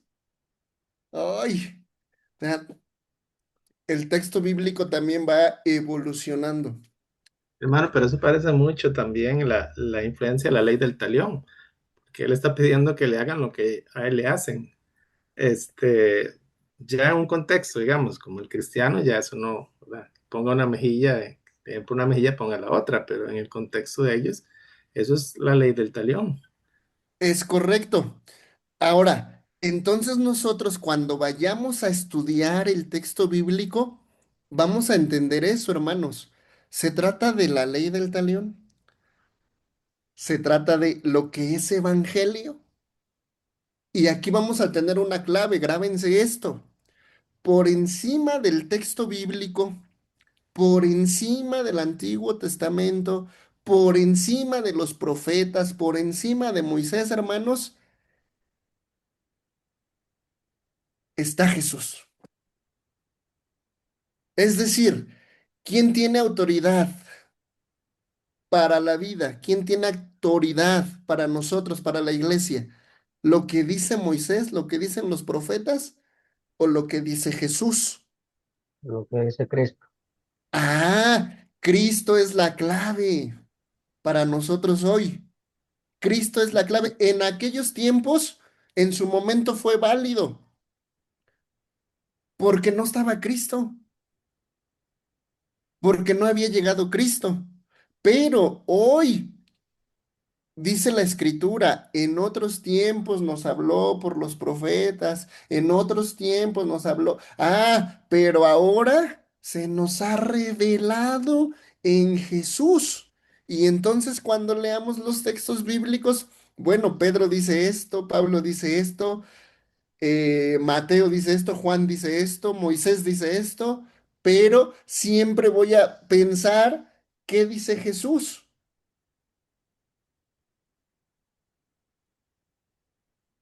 Y Jesús mismo lo dice, y de hecho a eso viene, a reinterpretar la ley, y yo espero que lo vean en la clase del Nuevo Testamento, van a ir viendo, ¿no? Que Jesús viene a reinterpretar la ley. En las bienaventuranzas, Él dice, oíste que fue dicho. Ah, pero yo les digo. Oíste que fue dicho, pero yo les digo, ¿quién tiene autoridad, hermanos? Jesús. Jesús es la clave. Siempre que vayamos a leer el texto bíblico, algunos pasajes, mandamientos, etcétera, debemos decir qué dijo Jesús sobre esto. Mano Netalí. Sí, hermano. Entonces, actualmente Israel sigue, por decirlo así, matando porque se tiene que cumplir la palabra o porque no tienen a Cristo. Muy buena pregunta. Y ahí está, hermanos. O sea, ellos siguen creyendo que tienen el derecho para seguir matando, fíjense, en pleno siglo XXI. Y por eso la guerra no se acaba. Y llevan años con eso. Ese no es el problema, ellos son ellos. Pero Pero si no lo hacen, tristemente, los matan. tristemente hay cristianos que apoyan a los judíos. Hay cristianos que dicen es que es el pueblo de Israel y es que la Biblia dice que hay que orar por Jerusalén y es que la Biblia dice, oye, sí, de eso dice el texto, pero no era la Jerusalén que ahorita está allí en guerra. Pero es que ellos no, Jesús estuvo con ellos y no lo conocieron. Uh-huh. Entonces, sobre eso hay otra clave. Los judíos en este momento, hermanos, los judíos en este momento no son salvos. Los cristianos son salvos. Los que creen en Jesús son salvos. Pero los judíos en este momento no son salvos. Les comento esto y les hago un énfasis en esto, porque de repente hay grupos judeomesiánicos que dicen, no, es que nosotros los judíos y la Torá y la Mishnah y el Talmud y empiezan con una serie de cosas. Oye, tuvieron a Jesús enfrente y no le conocieron. En este momento nosotros los que hemos creído en Jesús estamos delante de los judíos. Entonces no le crea a los judíos cuando les quieran decir que Ellos son el pueblo escogido, el pueblo elegido, ellos son... no, no, no. Tuvieron su tiempo, cumplieron su propósito, pero cuando vino Jesús, dice la escritura, los suyos vino y los suyos no le conocieron. Tristemente. Vamos a otros problemas morales que hay en el texto bíblico. ¿Qué más vemos en el texto bíblico, hermanos? Poligamia. Ujú. ¿Cuántas mujeres tuvo el sabio Salomón? ¿Y cuántas concubinas? Ah, entonces se puede practicar la poligamia. No, en ese tiempo, hermanos, era la cultura. Los pueblos así vivían. En Medio Oriente así han vivido por muchos años, hasta en la actualidad. Si usted va a Medio Oriente, pues los árabes, las que puedan mantener. Pero, eso es bíblico, sí. Salomón tuvo muchas mujeres, pero ¿qué dice Jesús? Jesús dice, por la dureza de su corazón, ¿verdad? Jesús dice, deja a tu padre y a tu madre y únete a tu mujer. ¿Qué más hay en la Biblia, hermanos? Hay esclavitud, ¿cierto? Ujú. Pablo dijo, e incluso los aconseja, sean buenos amos y sean buenos esclavos. Y entonces hoy podemos decir, entonces está permitida la esclavitud. No. Pues si Jesús dijo, y conoceréis la verdad y serán libres. Guerras, hay guerras, hubo guerras en la escritura. Ujú. Las batallas que decía hace rato nuestro hermano es que pelearse con todos los pueblos, conquistarlos,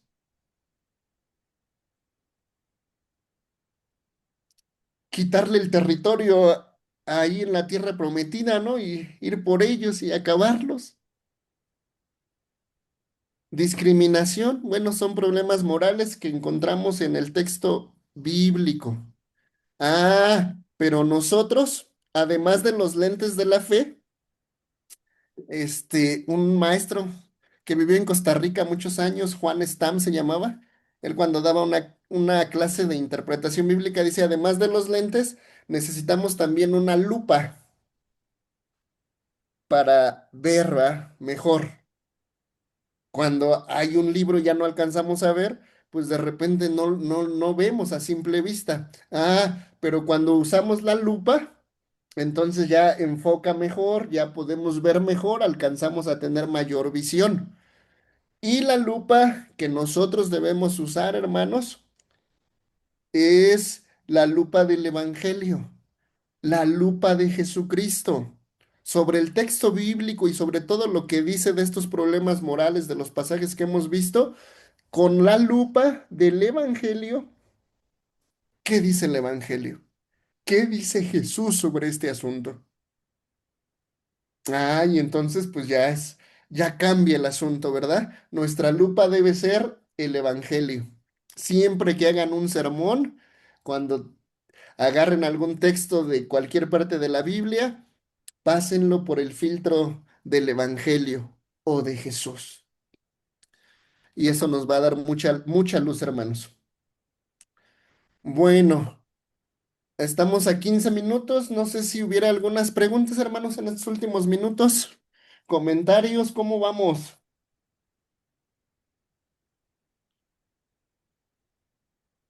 Hermano Nastali, Adelante, hermano. quería hacerle una pregunta sobre lo que usted hablaba antes, ¿verdad? De la interpretación de la Biblia, de la ciencia, con respecto al pensamiento crítico, ¿qué punto de vista tiene la iglesia sobre eso? Porque, por ejemplo, cuando Galileo Galilei se basa en unos escritos, ¿verdad? De Nicolás Copérnico para demostrar que la Tierra gira alrededor del Sol y no al contrario, ¿verdad? La Iglesia Católica se le viene encima, ¿verdad? Lo acusa de blasfemia y hasta años después de que él muere, reconocen que él tenía razón, ¿verdad? Sí, Ricardo, muchas gracias. Fue un error lo que hizo la Iglesia Católica. Por supuesto, pero ¿por qué ese error? Lo vimos en una de las presentaciones. Rechazan la ciencia. Ah, la ciencia dice eso, pero no le hagas caso. La Biblia tiene la razón. Y entonces, bueno, la Biblia dice que pues no puede ser así. Ah, pero hay otros concordistas que dicen, no, es que la Biblia dice sí en el Salmo que la circunferencia de la tierra o la redondez de la tierra, dice un pasaje, ¿no? Y entonces dicen, es que la Biblia tiene razón, ya lo había dicho, la redondez de la tierra. No, no es que la Biblia lo quiera decir o quiera comprobar algo, cómo es la tierra o el mundo, no. Es la experiencia que tienen y que están viviendo las personas, pero como vimos, la Biblia no es un libro científico. Entonces, se cometen muchos errores cuando, con la palabra queremos resolver todos los problemas. La Biblia no es un manual para resolver todos los problemas de la vida del siglo XXI. A veces pensamos, es que la Biblia, ¿qué dice la Biblia? Tenemos este problema. Hoy tenemos muchos problemas en los que debemos de pensar, ¿no? Hay, por ejemplo, el problema, el asunto de estas mujeres que de repente no pueden tener hijos y hoy hay lo que se conoce como, no sé si sea el término correcto, pero es sí, como inseminación artificial. O sea, ya Ujú. pueden implantarle el espermatozoide a la mujer y ella puede quedar embarazada, ¿no? Y hay donadores de espermas en el mundo y hoy eso se practica. Y nosotros a veces nos preguntamos, y bueno, ¿qué dice la Biblia al respecto? No, la Biblia no dice nada sobre eso, ese no era un problema de hace 2000 años, es un asunto que nosotros tenemos hoy en el siglo XXI. ¿Qué podemos resolver? Bueno, pues hay algunas pautas, hay algunos criterios quizá que podemos tener o que pueden darnos luz. Pero la Biblia no es un libro para resolver todas nuestros problemas del siglo XXI, problemas morales, problemas éticos, porque eso no son problemas que había hace 2000 años.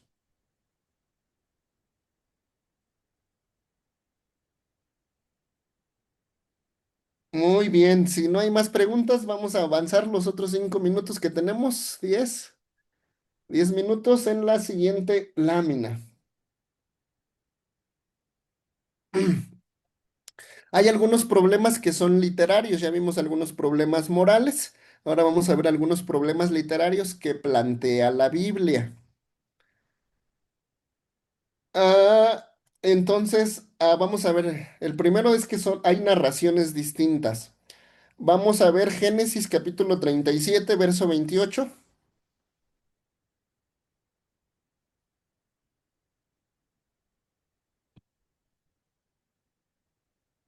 Alguien que lo lea.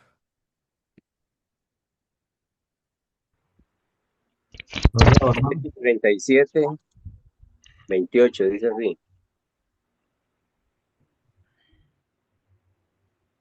Y cuando pasaron los madianitas, mercaderes, sacaron ellos a José de la cisterna y le trajeron arriba y le vendieron a los ismaelitas por 20 piezas de plata y llevaron a José a Egipto.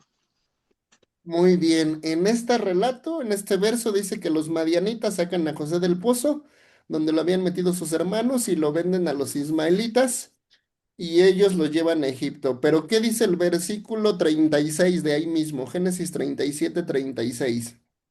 Lo leo, Dice, hermano. Adelante. Dice, y los madianitas lo vendieron en Egipto a Potifar, oficial de Faraón, capitán de la guardia. Ok, aquí dice que los madianitas lo venden a Potifar. Arriba dice que los madianitas lo venden a los ismaelitas. Capítulo 39, verso 1.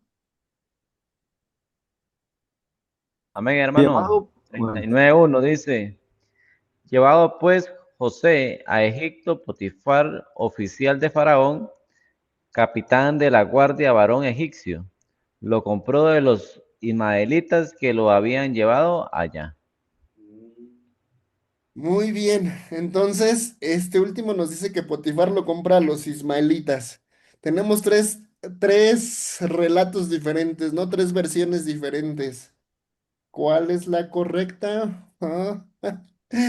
¿Cuál de ellas dice la verdad? ¿Quién da más?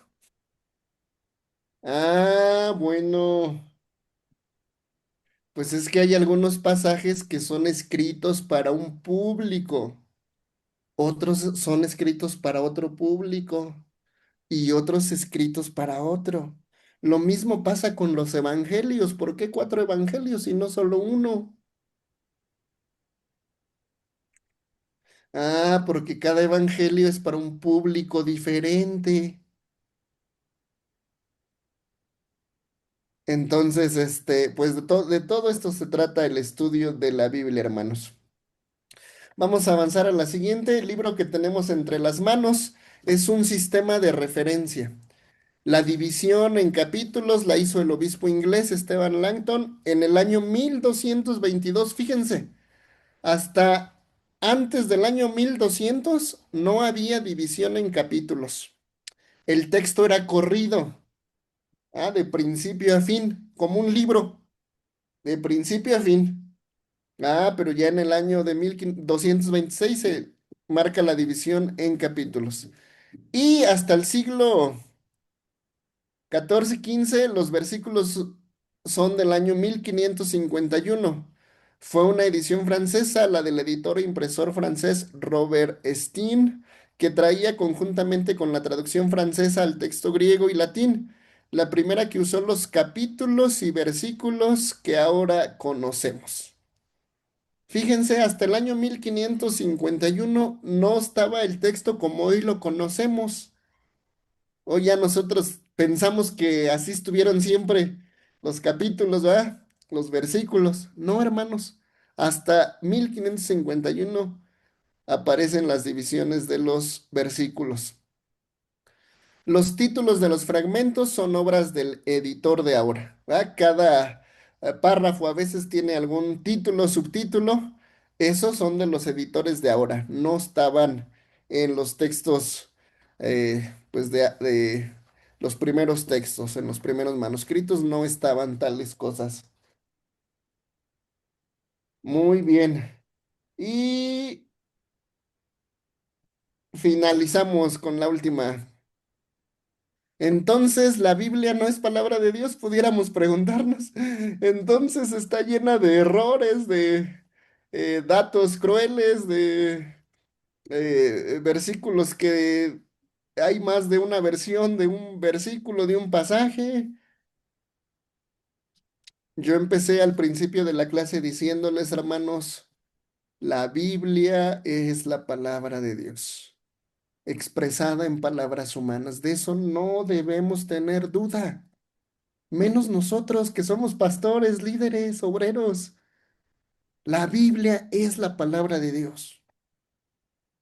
No tengamos duda. Hay que conocerla y hay que conocer todo lo que estamos aprendiendo ahora y lo que van a aprender a lo largo de este diplomado. Y aún más, porque pues no es todo, ¿ah? Uno sigue aprendiendo, su servidor sigue aprendiendo y sigue estudiando porque uno nunca deja de aprender.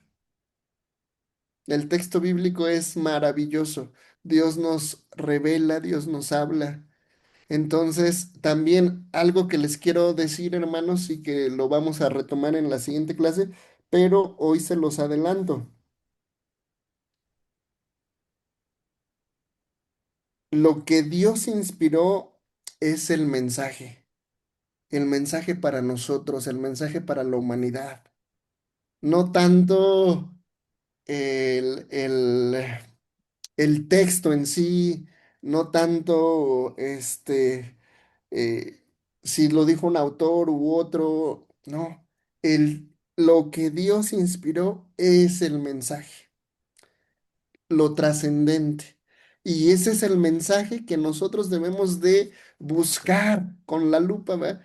Buscar a ver qué enseñanza, qué mensaje quiso decir este pasaje a sus oyentes? ¿Y qué mensaje nos quiere decir a nosotros hoy el texto bíblico? Esta historia, ¿qué nos quiere decir? ¿Qué nos quiere decir cuando Moisés cruza el Mar Rojo? ¿Qué nos quiere decir? Las plagas, ¿qué nos quiere decir? ¿Qué le quiso decir a sus oyentes, a su contexto? ¿Y qué nos quiere decir a nosotros hoy? Entonces, pues todo esto lo vamos a ir viendo a lo largo de esta clase y con la siguiente lámina iniciamos la próxima sesión, la tercera sesión, que vamos a hablar un poquito sobre la inspiración de la Biblia, ¿verdad? Y ese pasaje ustedes se lo saben de memoria. Toda escritura es útil para instruir, para redarguir, para animar, a fin de que el hombre sea enteramente preparado para toda buena obra. ¿Para qué es el texto bíblico? Para que el hombre esté listo para toda buena obra.